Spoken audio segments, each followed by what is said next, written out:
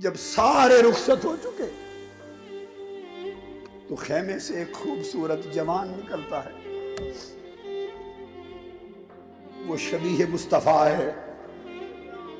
حسن آدھی شبیہ مصطفیٰ تھے، حسین بھی آدھی شبیہ مصطفیٰ تھے۔ حسن سر سے سینے تک مصطفیٰ کی شبیہ تھے، حسین سینے سے قدموں تک مصطفیٰ کی شبیہ تھے۔ اور یہ ایک جوان نکلا ہے چاند کی طرح مکھڑا، یہ سر سے پاؤں تک مصطفیٰ کی شبیہ۔ یہ کون ہے؟ یہ علی اکبر ہے۔ عرض کرتے ہیں بابا جان اب سارے شہید ہو چکے، اب دعا دے کہ مجھے رخصت کرے اور اجازت دے۔ امام حسین دعاؤں کے ساتھ علی اکبر کو رخصت کرتے اور خود آگے بڑھ کے دیکھنا چاہتے ہیں کہ میرا بیٹا علی اکبر کتنی جواں مردی کے ساتھ یزیدی لشکر پر حملہ کرتا ہے اور کس شجاعت کا مظاہرہ کرتا ہے، مگر یکایک علی اکبر گرد میں گم ہو جاتا۔ حسین دیکھنا چاہتے ہیں کہ جوان بیٹے کی لڑائی کا رنگ دیکھو، منظر دیکھو، مگر نظر نہیں آتے۔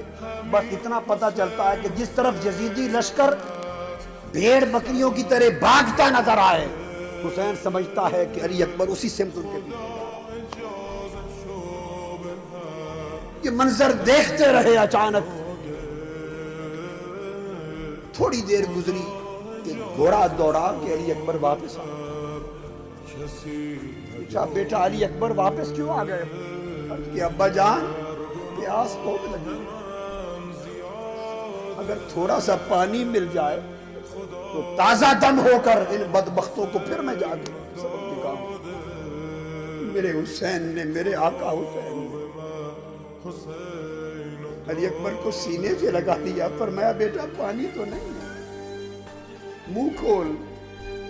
علی اکبر نے منہ کھولا، حسین نے اپنی سوکھی ہوئی زبان علی اکبر کے منہ میں ڈال دی، فرمایا بیٹا علی اکبر اسی کو چوس لے، اسی کو چوس لے۔ میرے بابا بھی اسی طرح اپنی زبان مجھ کو چوساتے تھے، میں بھی بابا کی زبان، نانا کی زبان اسی طرح چوستا تھا۔ شاید اسی لیے چوساتے تھے کہ آج کے دن آپ کو زبان چوسانی تھی، اسی کا رس منہ میں کھول لے۔ علی اکبر کو پھر تازہ